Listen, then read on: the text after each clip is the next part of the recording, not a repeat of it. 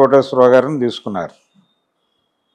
ఈ ధోరణి కనిపించింది. అలాగే వైఎస్ఆర్సిపి నుంచి తెలుగుదేశానికి వచ్చినటువంటి ఉండవల్లి శ్రీదేవికి కూడా పదవి ఇచ్చారు. ఆవిడ మాదిగ సామాజిక వర్గానికి చెందింది. ఆవిడకి కూడా ఆ సంబంధిత కమిషన్కి సంబంధించిన బాధ్యతలు అప్పచెప్పారు. సో ఆవిడ హ్యాపీ.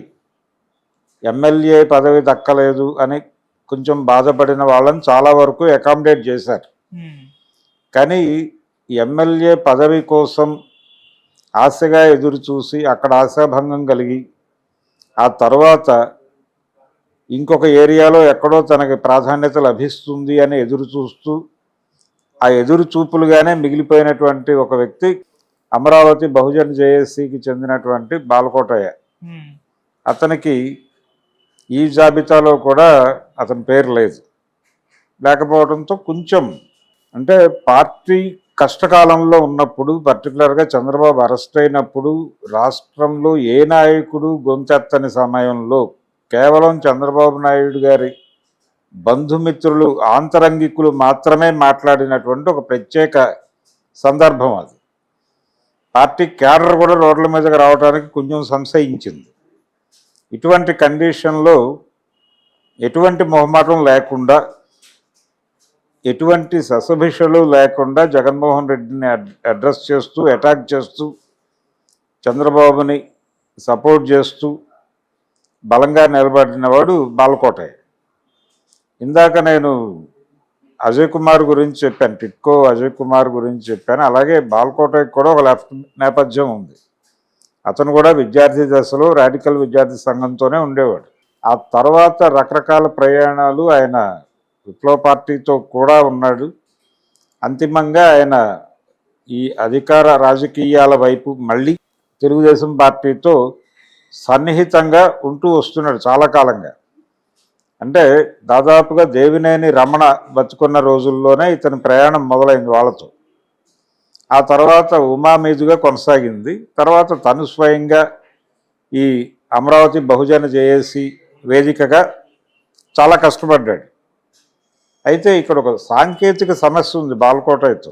అతను తెలుగుదేశం పార్టీ సభ్యుడు కాదు, తెలుగుదేశం పార్టీ లోపల లేడు. ఆయన తెలుగుదేశం పార్టీలో లేడు, కానీ తెలుగుదేశం పార్టీతో ఉన్నాడు. ఈ తో ఉండటం వలన అతనికి పదవి దక్కలేదా అనేటువంటి ఒక అనుమానం ఉంది చాలామంది. లో ఉండుంటే డెఫినెట్గా పదవి వచ్చి ఉండేది. తో ఉన్నాడు కాబట్టి పట్టించుకోవట్లేదు. అంటే ఆయనకు పార్టీ సభ్యత్వం, పదవి రెండూ కలిపి పార్టీ స్వయంగా వచ్చి ఆయనకు అందించాలి అన్న మూడ్లో ఉన్నాడు. అది అన్ని వేళలా జరగకపోవచ్చు. అంటే చంద్రబాబు నాయుడు ఆయన్ని అభినందించిన మాట వాస్తవం. చంద్రబాబు నాయుడు ఆయన కలిసి స్టేజ్ షేర్ చేసుకున్నారు. వాళ్ళిద్దరే వేదిక మీద ఉన్న సందర్భం కూడా ఉంది. ఇంత సాన్నిహిత్యం ఉన్నప్పటికీ, ఇంత గౌరవం ఉన్నప్పటికీ, ఇంత గుర్తింపు ఉన్నప్పటికీ పదవులు ఇచ్చే దగ్గర ఎందుకు ఇతను వాళ్ళకి గుర్తు రావడం లేదు అనేది చూస్తే ఈయన ఇన్సైడర్ కాదు అనేది ఎక్కడో గుచ్చుతోందా అనేది ఒక డౌట్. దానివలన బాలకోటయ్య దూరం పెట్టారా అనేది ఒక అనుమానం. రెండోది, ఎమ్మెల్యే పదవులు చాలా వరకు అంటే దళిత సెక్షన్ కోటాలో వెళ్ళినటువంటి ఎమ్మెల్యేల్లో అధిక శాతం మాదిగ సామాజిక వర్గానికి వెళ్ళినాయనే ఒక అభిప్రాయం కూడా కొంతమందికి ఉంది. అయితే ఇక్కడికి వచ్చేసరికి ఏమైంది, మాదిగ చైర్మన్గా శ్రీదేవి గారిని తీసుకోవటం అనేది తెలుగుదేశం వైపు నుంచి జరిగింది. కానీ ఈయన హోప్ పెట్టుకున్నటువంటి ఇంకో కమిషన్ ఉంది. అది మాల్ కమిషన్కి సంబంధించినటువంటి వ్యవహారంలో వీళ్ళు జనసేన వైపు మొగ్గటం అనేది ఆశ్చర్యకరం. జనసేన వైపు మొగ్గి జనసేనకు చెందినటువంటి ప్రకాశం జిల్లా నాయకుడిని తీసుకొచ్చి ఆ పోస్టులో నియమించారు. ఇది ఇన్సైడర్ కాకపోవడం వల్లనే జరిగి ఉండొచ్చు అనేది ఒక సందేహం మాత్రమే. బాలకోటయ్య ఈ రోజుకి పార్టీని భుజానేసుకుని బహిరంగ వేదికల మీద యుద్ధం చేస్తున్నాడు చంద్రబాబు అనుకూలంగా. ఒక దశలో జగన్మోహన్ రెడ్డికి చెందినటువంటి పార్టీ దాడి చేస్తుందేమో అనే దాకా కూడా వెళ్ళింది వ్యవహారం. అయినప్పటికీ ఆయన సేవలను అంటే చంద్రబాబు ఇలాంటి వాళ్ళని పట్టించుకోవాల్సిన అవసరం అనివార్యంగా ఉంటుంది. వీళ్ళు గ్రౌండ్లో పనిచేస్తారు కాబట్టి ప్రతి ఒక్కరిని తన గురించి నోరు విప్పి మాట్లాడిన వాళ్ళని గౌరవించి సమాదరించడం అనేది కనీస సంస్కారం. ఇలాంటి వాళ్ళకి ఇవ్వకపోవడం వలన డెఫినెట్గా నష్టం జరుగుతుంది. ఆ నష్టాన్ని ఎలా భర్తీ చేసుకోవాలో అర్థం కాని పరిస్థితి వస్తుంది అటాక్ మొదలైనప్పుడు. అంటే తనవారు అని ప్రపంచం అనుకున్నవారు దాడి చేసినప్పుడు దాని ప్రభావం చాలా ఎక్కువ ఉంటుంది అనేది మనకి షర్మిల వర్సెస్ జగన్మోహన్ రెడ్డి కేసులో అర్థమవుతుంది.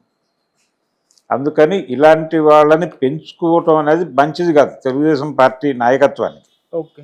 అందుకని ఏదో ఒక చోట అకామిడేట్ చేయాలి అతన్ని, లోపలికి ఇన్సైడర్గా వచ్చేలాగా ఒక పదవితో నువ్వు ఒక గుర్తింపు ఇవ్వు అతనికి. ఇచ్చిన తర్వాత ఆటోమేటిక్గా అతను ఇన్సైడర్గా మారుతాడు. మారిన తర్వాత మీరు ఇన్సైడర్కి ఇచ్చే గౌరవాలు అప్పుడు ఇవ్వండి.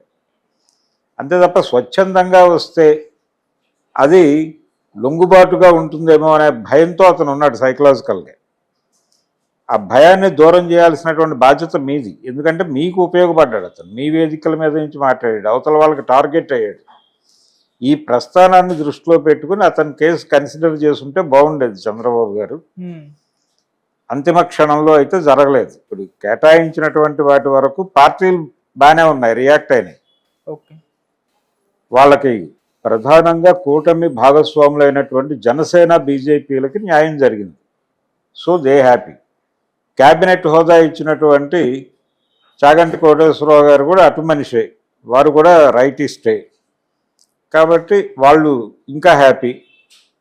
మైనారిటీ ఎలాగో ఇవ్వాలి కాబట్టి ఇచ్చారు ఆయనకి, షరీఫ్కి, మహమ్మద్ షరీఫ్కి. ఇది టోటల్గా నామినేటెడ్ పదవుల పర్వం అయితే ముగిసింది ఏపీలో. ఇది కొంతమందికి పండగగా జరిగింది, కొంతమందికి ఇబ్బందికరంగా జరిగింది. ఆ ఇబ్బందిగా జరిగినటువంటి కేటగిరీలో ఇప్పుడు బాల్కోటాయ్ ప్రముఖంగా ఉన్నాడు. చూద్దాం భవిష్యత్తులో ఇంకేదైనా పద్ధతిలో వాళ్ళు ఏదైనా న్యాయం చేస్తారేమో చూడాలి. ఈయన కూడా ఆత్మపరిశీలన చేసుకోవాలి. ఇన్సైడర్ అయితే గౌరవం పెరుగుతుందేమో ఆలోచించడం మంచిది. ఓకే. ఇన్సైడర్ కావటం అంటే బయట ఇమేజ్ దెబ్బతింటుంది అనేటువంటి ఒక భ్రమలో ఉన్నాడు ఆయన, భయంలో ఉన్నాడు.